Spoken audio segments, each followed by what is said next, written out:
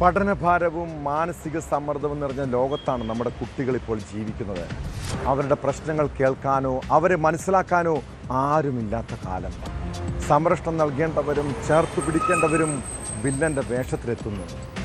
തിരുവനന്തപുരം വർക്കലയിൽ കൗൺസിലിങ്ങിനെത്തിയ പ്രായപൂർത്തിയാകാത്ത പെൺകുട്ടിയെ ലൈംഗിക പീഡനത്തിന് ഇരയാക്കിയത് സൈക്കോളജിസ്റ്റാണ്. വർക്കലയെ സ്വകാര്യ ആശുപത്രിയിൽ സൈക്കോളജിസ്റ്റായ കൊല്ലം സ്വദേശി സന്തോഷ് സുകുമാരനാണ് 10ാം ക്ലാസ്സുകാരിക്ക് നേരെ അതിക്രമം നടത്തിയത്.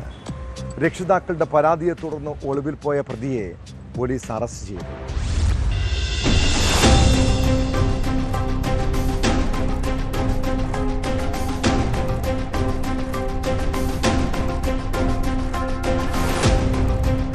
ഏഴാം ക്ലാസ് മുതൽ പഠന സംബന്ധമായ കൗൺസിലിംഗിനായി കുട്ടി അമ്മയോടൊപ്പം സന്തോഷ് സുകുമാരൻ ചികിത്സ നടത്തിയിരുന്ന ആശുപത്രിയിലെത്തിയിരുന്നു. കൗൺസിലിംഗ് സമയത്ത് കുട്ടിയുടെ അമ്മയെ മനഃപൂർവ്വം മുറിക്ക് പുറത്ത് നിർത്തിയ ശേഷമാണ് ഇയാൾ പീഡനം നടത്തിയിരുന്നത്.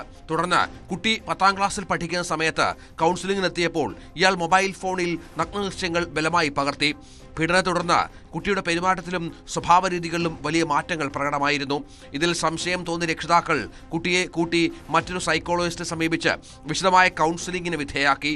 ഈ കൗൺസിലിംഗിനിടെയാണ് വർഷങ്ങളായി താൻ നേരിട്ട ക്രൂരമായ പീഡന വിവരങ്ങൾ കുട്ടി തുറന്നു പറഞ്ഞത്.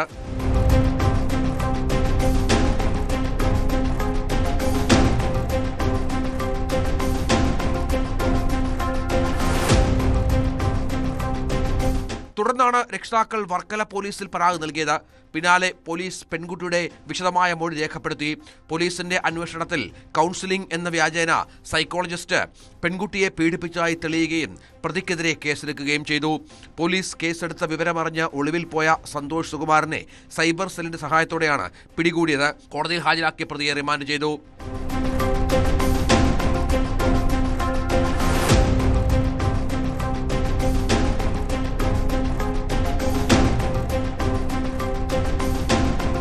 ന്യൂസ് 18 ആറ്റിങ്ങൽ.